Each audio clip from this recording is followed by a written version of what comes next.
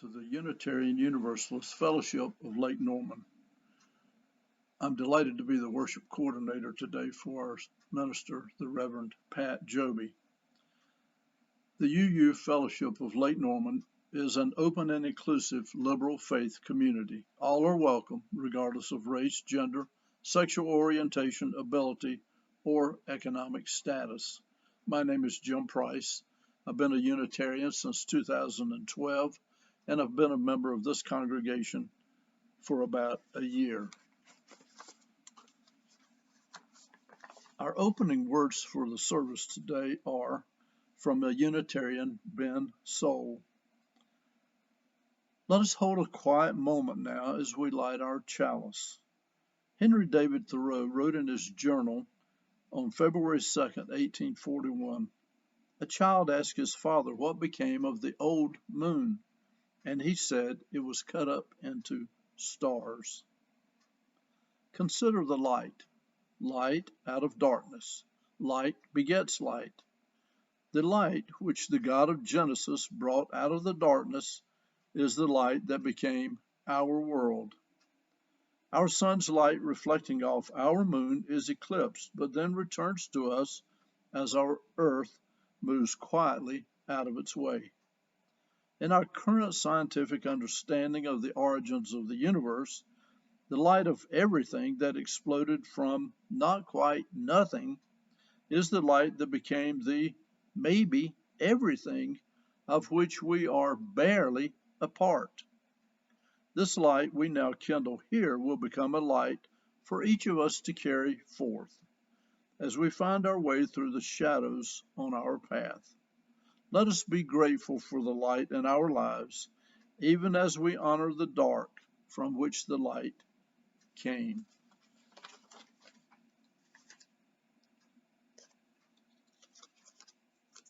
Rather than curse the darkness, we prefer to light a candle, and we light our chalice.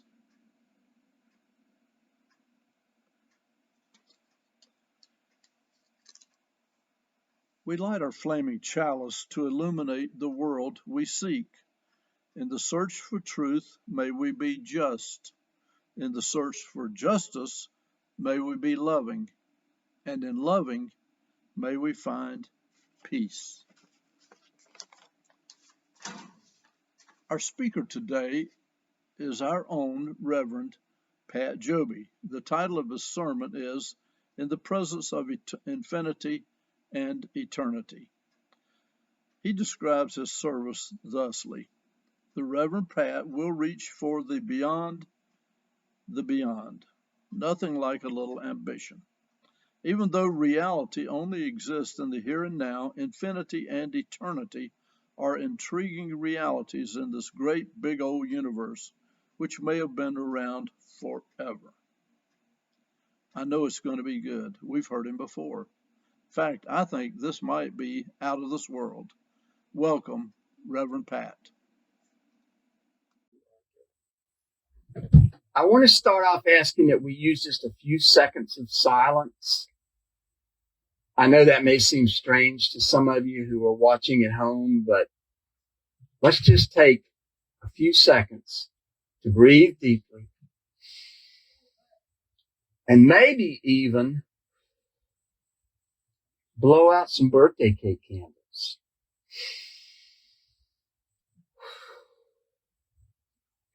Deep breaths, deep breaths. Use them to kind of center yourself in the moment. Thanks. That's great. I want to give a shout out to Lori Walker for last week's service.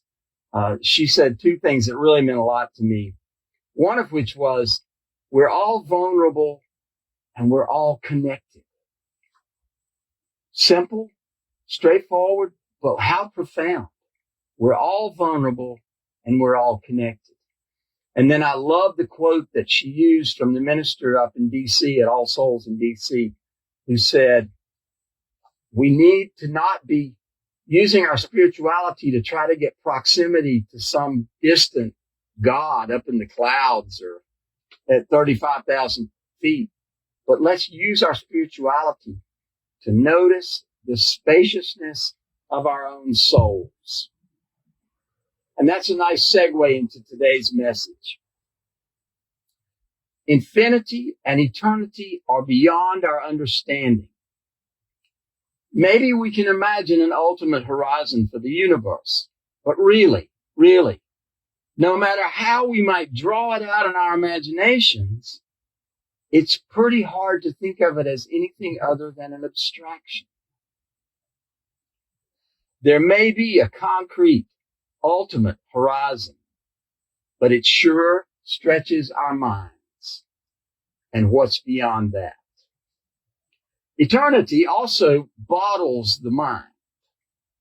In the iconic comedy Blades of Glory, about two men figure skating together, Will Ferrell's character talks about a concept being mind-bottling. It gets all bottled up in your mind. He says, yeah, when things get so crazy, you get your thoughts trapped like in a bottle.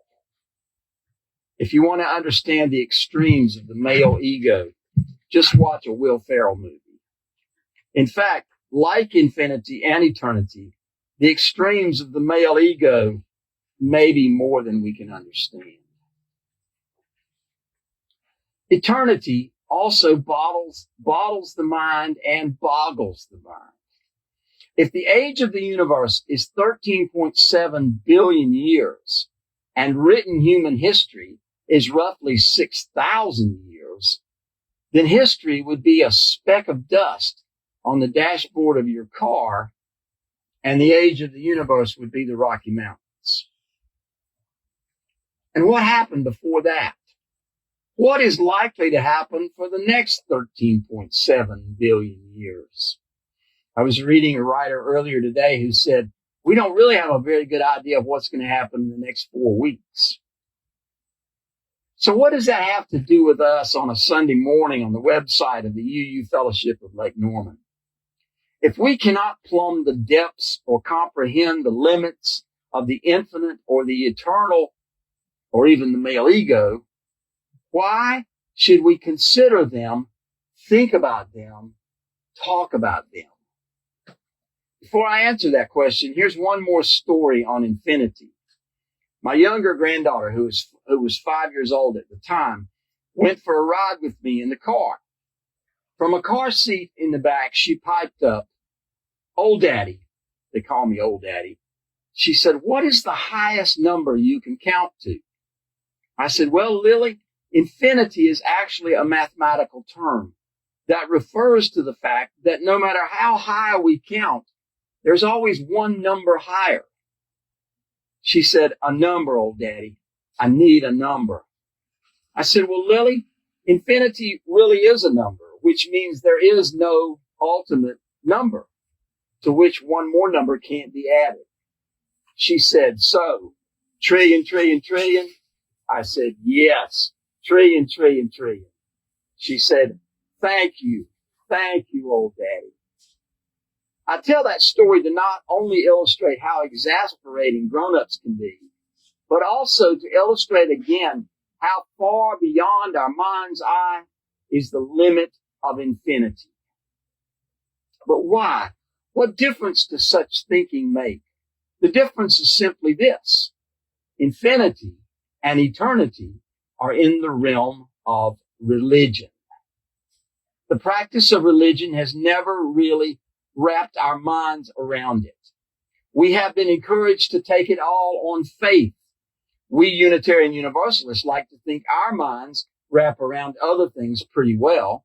We have wrapped thoughts around astronomy, biology, chemistry, and the like. We're pretty sure that even quantum physics lines up pretty well with how reality operates. From what I read, consciousness is still a mystery, whose basic operation still baffles those who study it. And infinity and eternity still dangle out there like loose ends. Are they not awe-inspiring? Are they not vast and unfathomable? Just exactly what is out there beyond the beyond? Just exactly what is out there?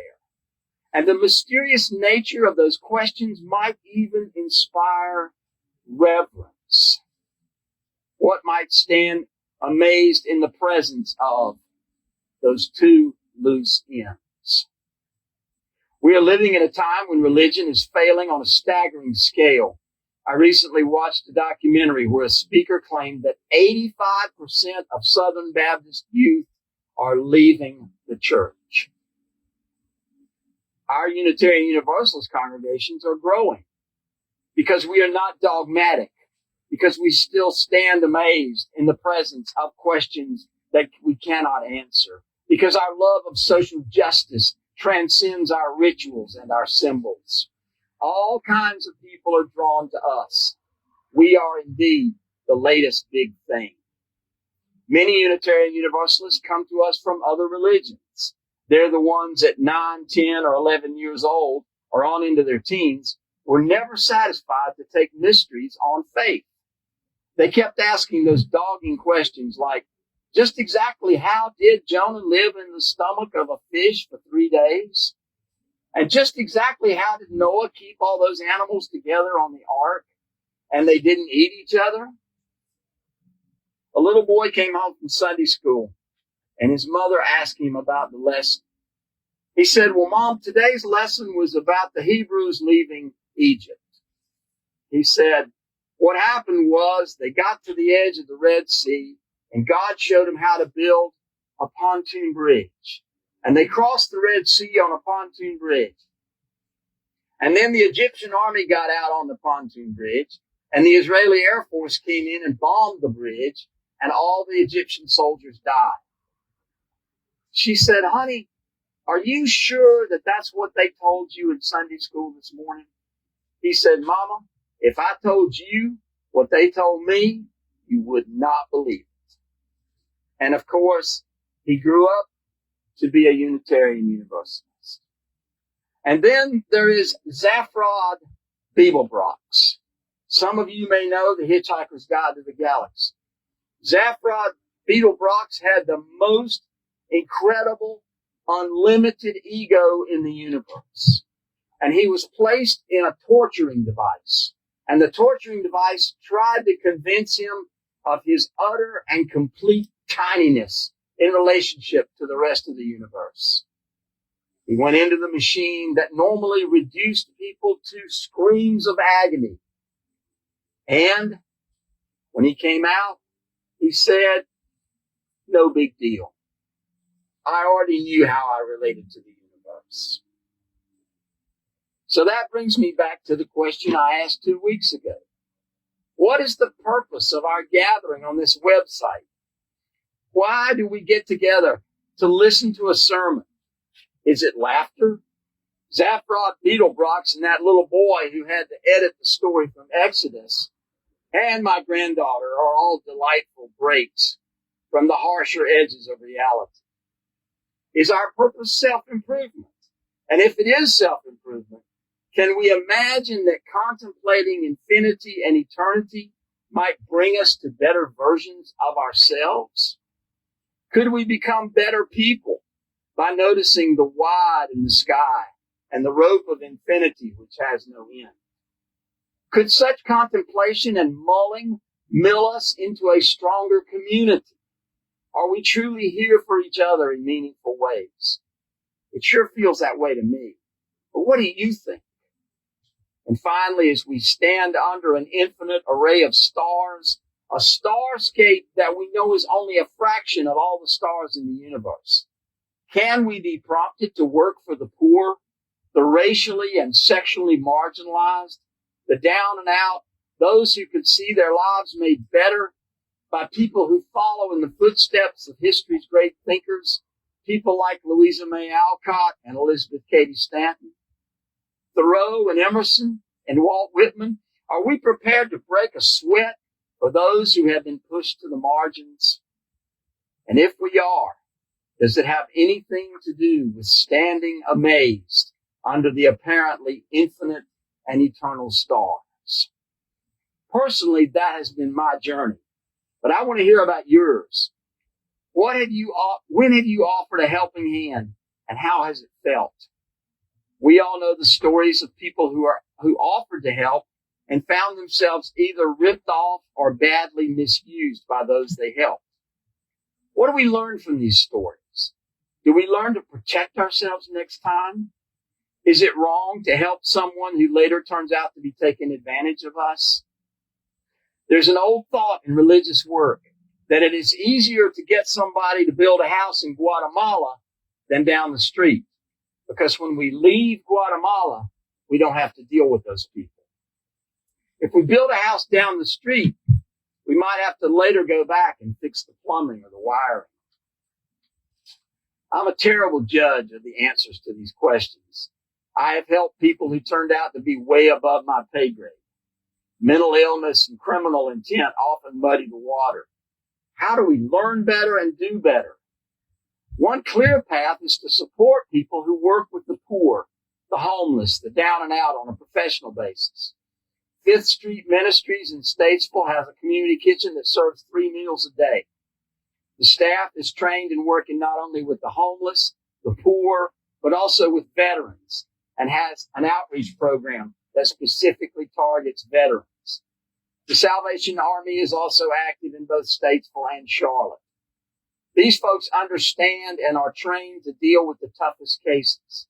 They will tell you quickly their work is not easy. We're also proud to be supporting Unity and Community in Davidson and the Mecklenburg Interfaith Ministry. These are places where we can interact with other congregations and learn about community efforts that promote racial harmony and meeting the basic needs and dreams of all people. This is Unitarian Universalism at its best, and it challenges us to at least metaphorically reach for those stars that form a vault over our heads in the night sky.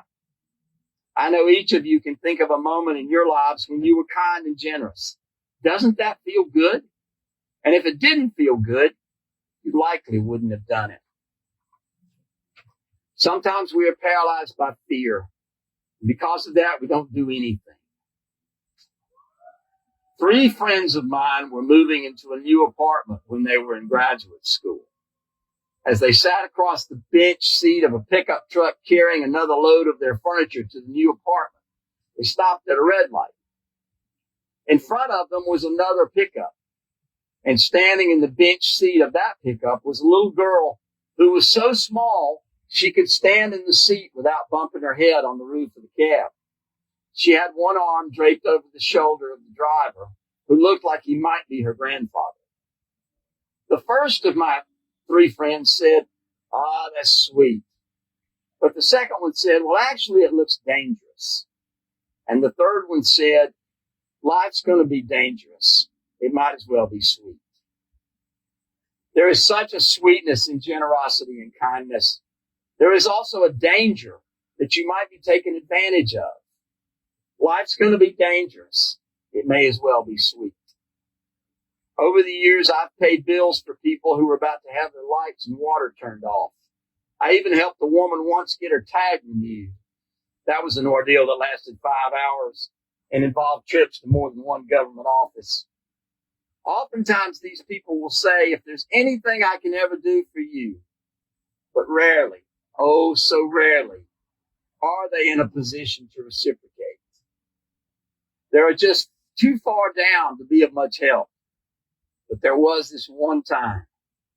A really rough family showed up on our doorstep in a really run-down, rattle-trap car, asking that we help pay their water bill. We did, and they asked if there was anything they could do in return. I said, well, yes, there is. Tomorrow, we're going to move some furniture, and we could use your help. The next day, that same family with a few more kinfolk showed up at the appointed hour in their rattle-trap car, and they helped us move furniture. I hope you noticed today that I raise questions I cannot answer. That has to be okay. As Unitarian Universalists, we love the questions almost as much as the answers. We are not deterred by confronting mystery. We are living through one of the strangest and most challenging times in U.S. history. People have lost their jobs. Others have lost their lives. People have lost their homes. the cars. Neediness on the physical, emotional, and financial level is everywhere. We do well when we help as much as we can. Please stay in touch with each other. Send those emails and catch up with each other on the telephone. Share joys and sorrows until we're together again and we can listen to each other's joys and sorrows. These online services are not near as much fun as getting together in person. But for the moment, here we are, and this is what we can do. Thank you for continuing to pay your pledges and staying in touch with each other. Let me or the board members know how else we can help. Let's keep the lines of communication open. And every now and then, stand amazed in the presence of all those stars in the night sky.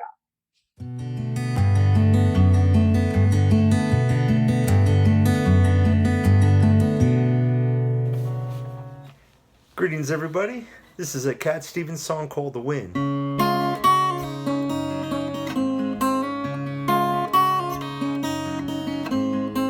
I listen to the wind of my soul. Where I'll end up, well, I think really nobody knows. I sat upon the setting sun, but never, I never wanted water once. No, never.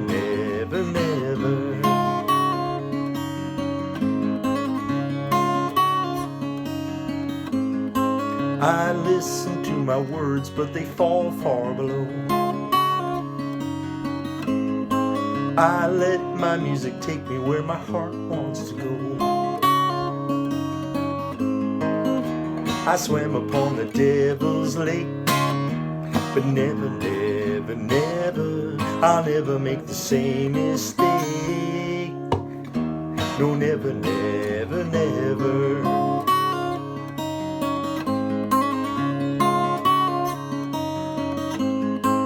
So I listen to the wind of my soul.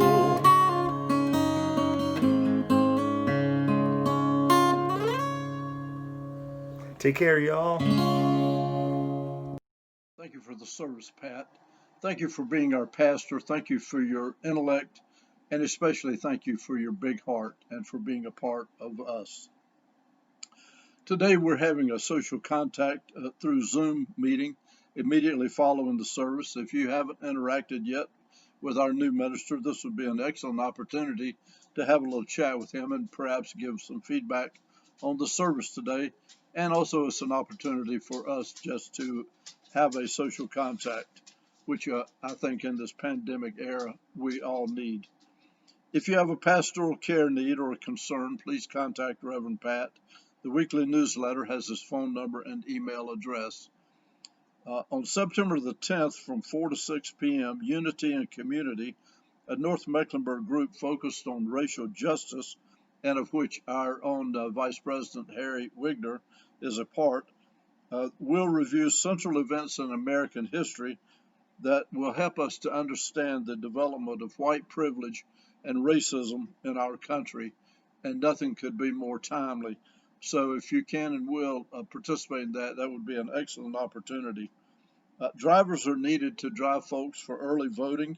If you can do this or will do this, you can contact any member of the Social Action Committee to find out how that could be achieved.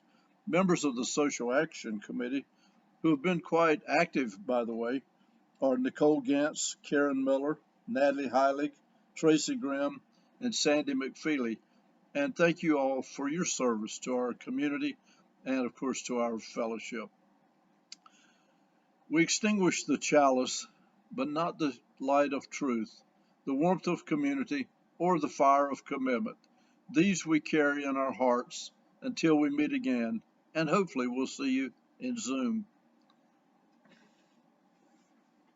Namaste.